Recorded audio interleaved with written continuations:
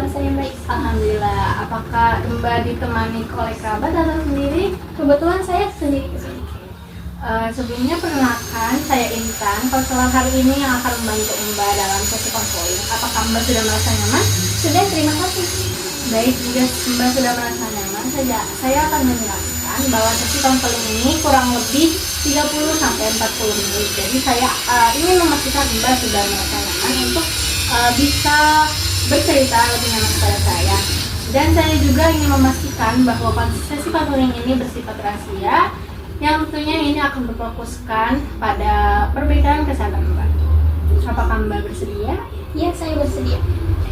Baik, sebelum kita mulai, saya ingin mengetahui seberapa jauh pemahaman Mbak terkait kondisi kesehatan Mbak saat ini dan apa yang sedang Mbak lakukan saat ini. Saya sering lemas, apalagi saat menstruasi perutnya kram dan lumayan sakit. Katanya, kata dokter saya kekurangan darah dan berat badan saya juga kurang. Nah, tapi saya tidak terlalu paham maksudnya gimana. Baik, terima kasih Mbak sudah memberikan informasi kepada saya. Sebetulnya itu sangat wajar di awal-awal bahwa Mbak kurang mengetahui tentang kondisi kesehatan Mbak.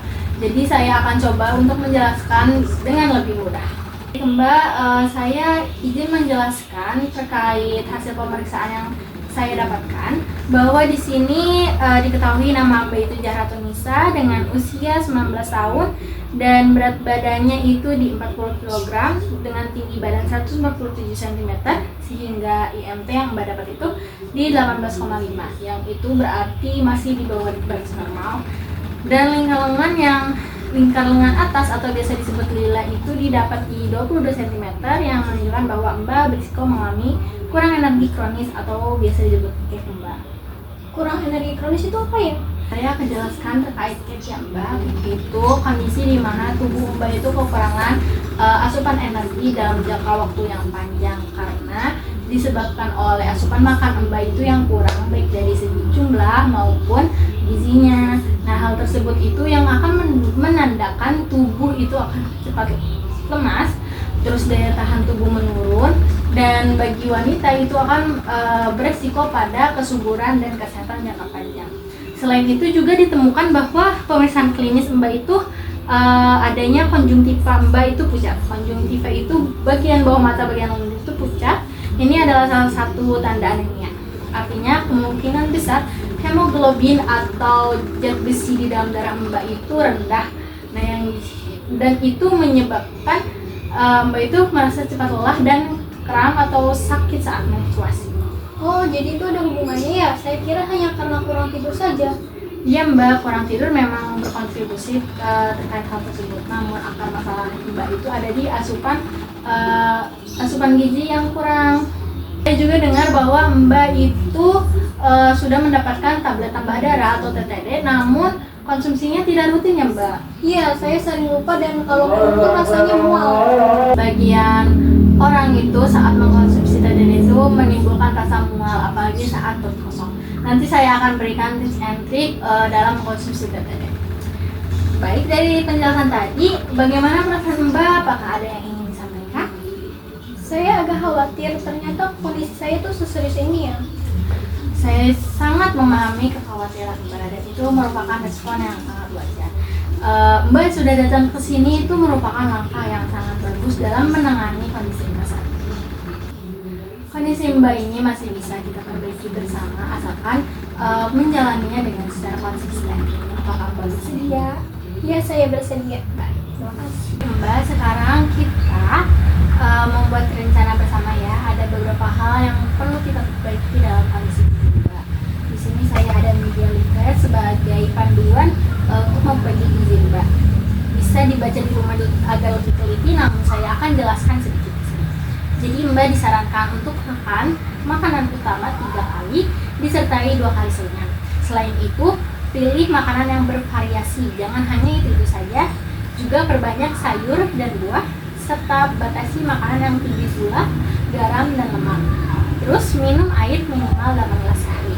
Dan Mbak juga dianjurkan untuk makan makanan yang bergizi. Dan usahakan dalam 1 kali makan itu sudah ada karbohidrat, protein, sayur, dan buah. Di sini Mbak bisa lihat ya, karbohidrat itu apa aja, protein itu ada apa aja, sayur itu ada apa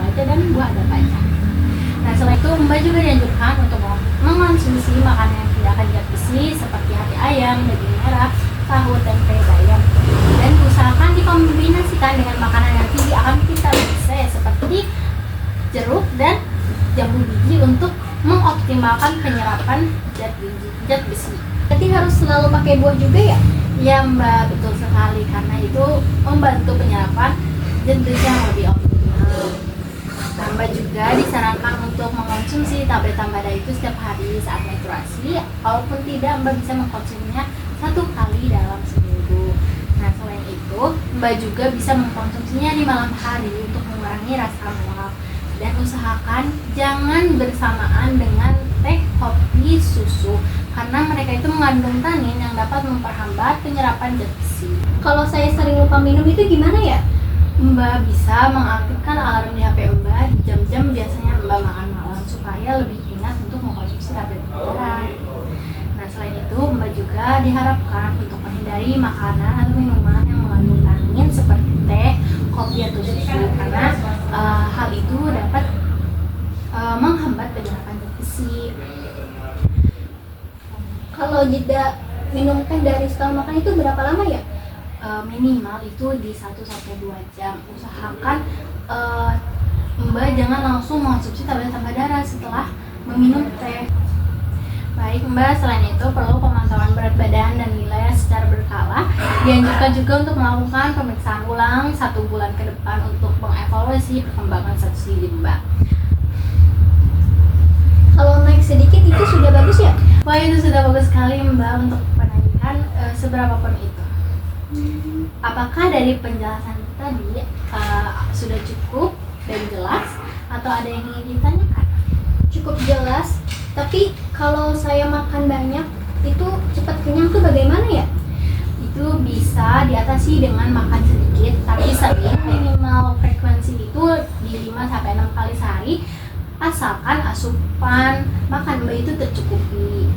Baik, nanti saya sertakan juga leaflet mengenai makanan yang bersumber zat besi dan contoh menu seharinya Mbak. Apakah Mbak sudah siap untuk menjalankan rencana ini? Siap, akan saya coba. Bagus sekali Mbak. Mbak ingat ya, perubahan kecil itu lebih baik daripada perubahan besar yang tidak bertahan. Kita jadwalkan kontrol ulang dalam 1 bulan lagi ya Mbak. Iya Bu, terima kasih ya. Baik, sama-sama, terima kasih banyak. Semoga sehat selalu. Iya, amin. Terima kasih.